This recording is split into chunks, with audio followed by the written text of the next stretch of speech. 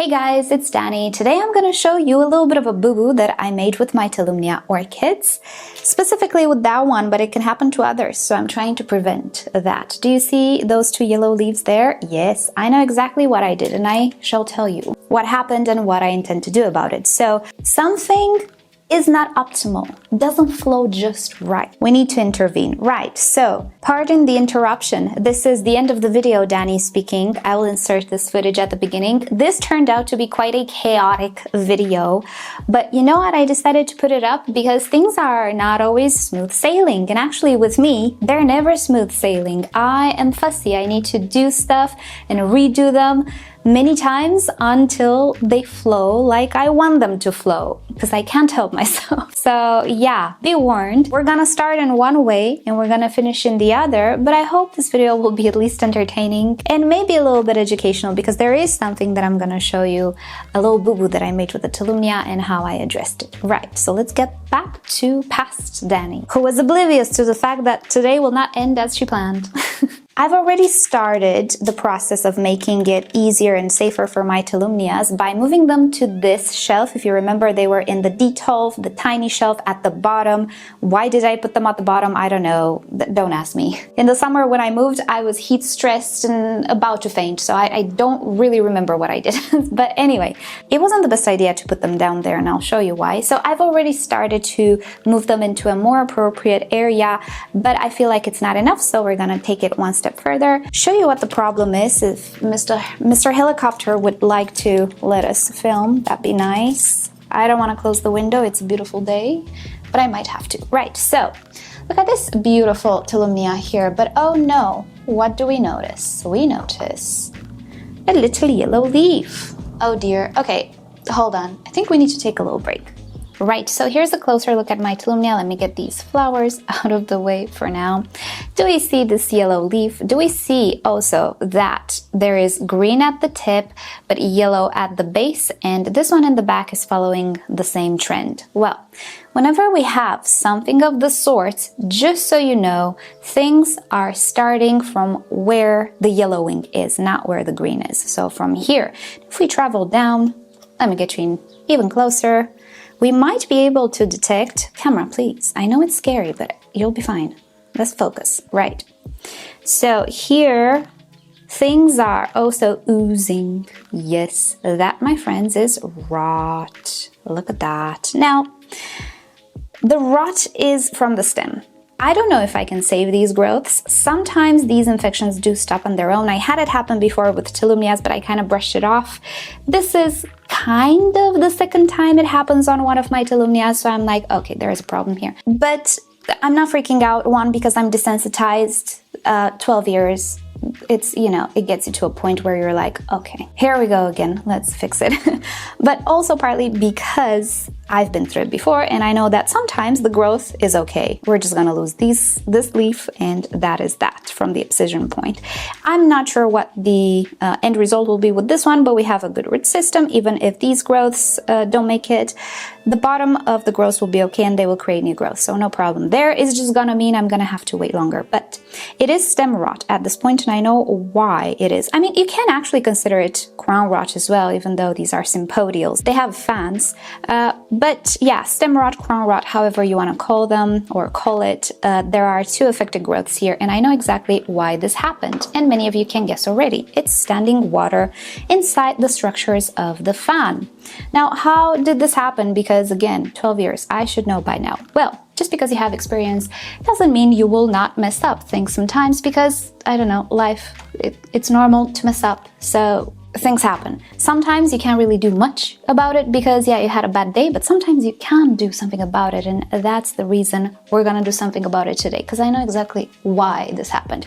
So first of all, so I was saying, these Tolumnias were on the D12 shelf, which was lower. So let me just show you. I'm sorry for spinning you around. Yeah, they were there. Do we notice what's here? Yes, that's my little storage space for sphagnum moss and bark and all of those things. So I was, oops, tiny room, I gotta get used to it. So, right, so when I was watering, I was doing this business, you know, like crawling here and doing this, not really comfortable at all, and also prone for me to make mistakes and put that water not on the potting medium, but also, or rather, on their crowns, and that's exactly what I did. Not optimal. So I've already started to address the situation by moving them here. Since they are small orchids, they have the structure that is easy to mess up with. If this was a Cattleya, I wouldn't care. Cattleyas are not so prone to like stem rot or quote-unquote crown rot, new growth rot. I can do a much better job not splashing water. Tolumnias not so much because of their anatomy, quote-unquote. So that was the first problem we had. The second problem we had was, and again, let me just demonstrate. Oops. I swear I'm gonna break this entire room down. Right, so do you notice this one is in a self-watering pot? Great, I love these pots.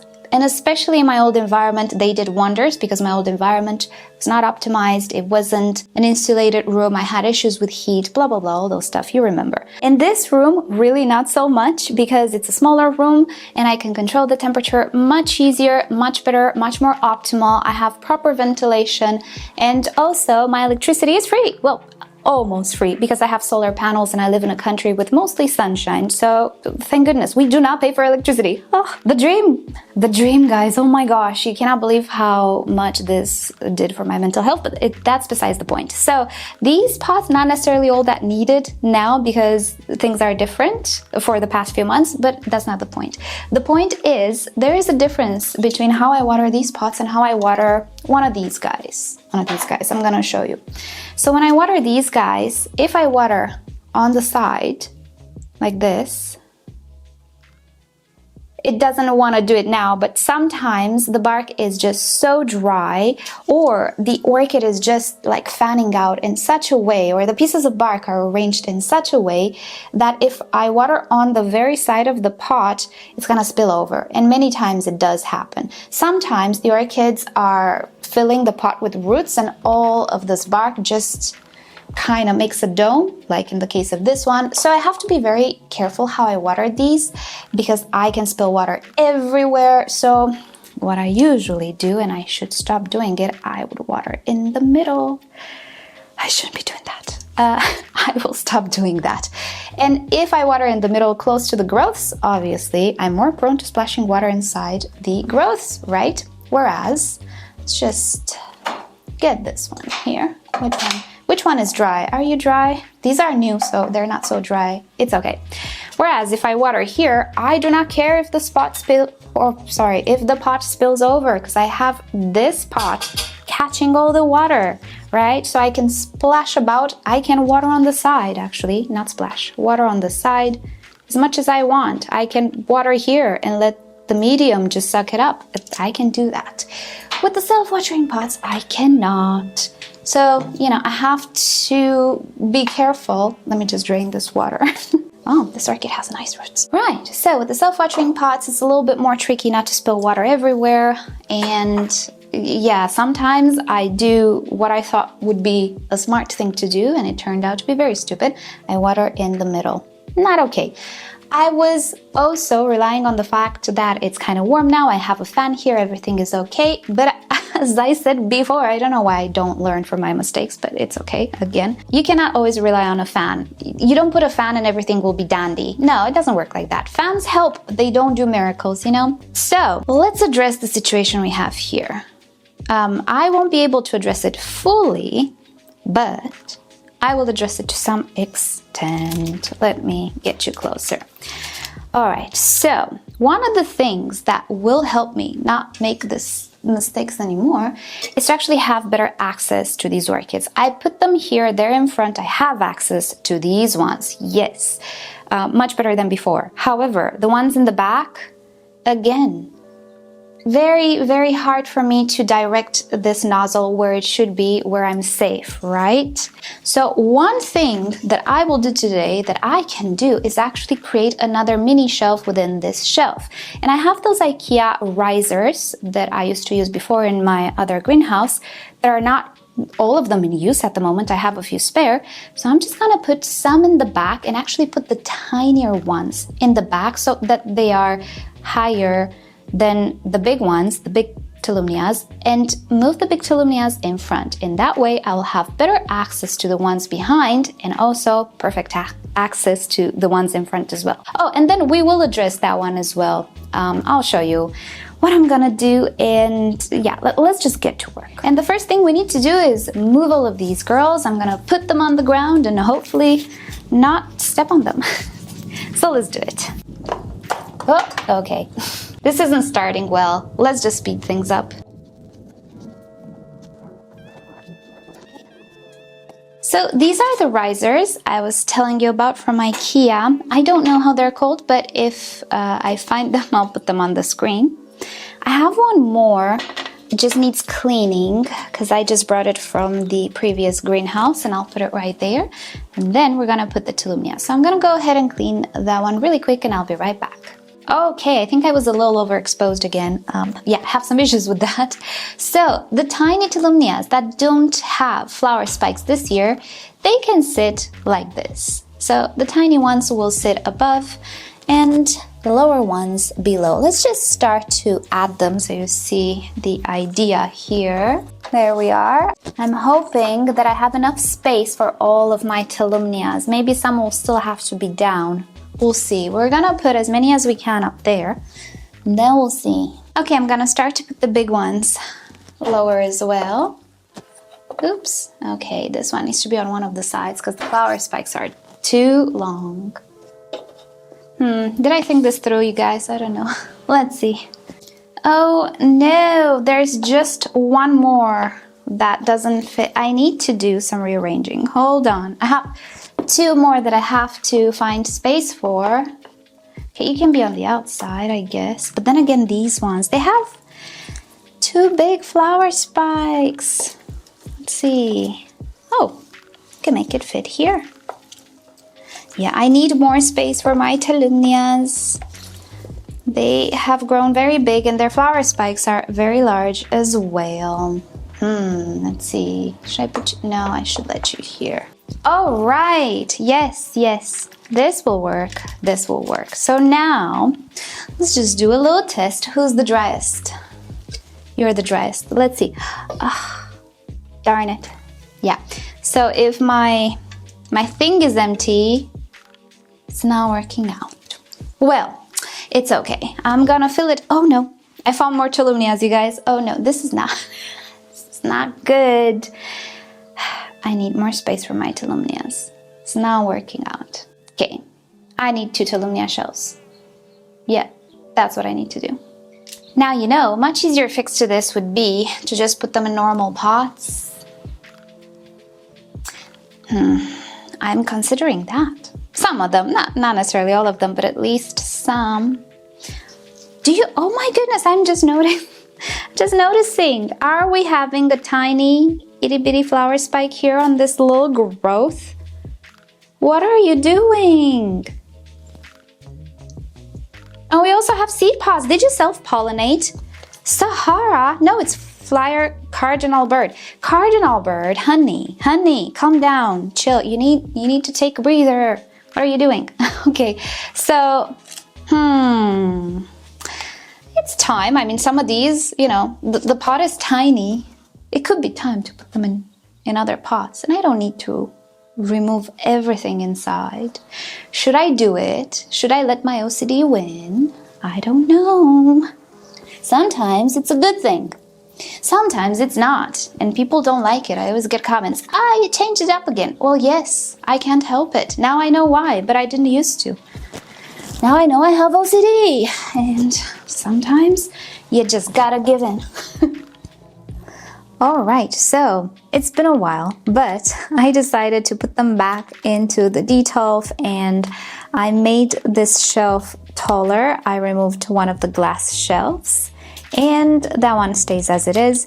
And the point of this was just to make some more room for the watering can to reach those orchids. And especially because they're not close to the floor anymore, it's gonna be much better for me. I kind of wanted to do something else. Today's video was a little chaotic, but hey, it is how it goes sometimes. And I didn't get to address oh my gosh, I'm sorry, my tripod is old and it's crackling. I didn't get to address that orchid there. What I'm gonna do literally, is I'm gonna cut away these leaves and I'm gonna let it be. I was considering putting some cinnamon right here, but the thing is I don't have cinnamon.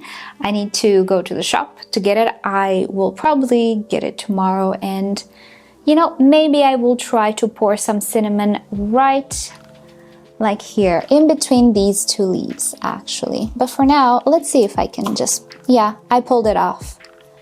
All right, you know what? It could actually be okay.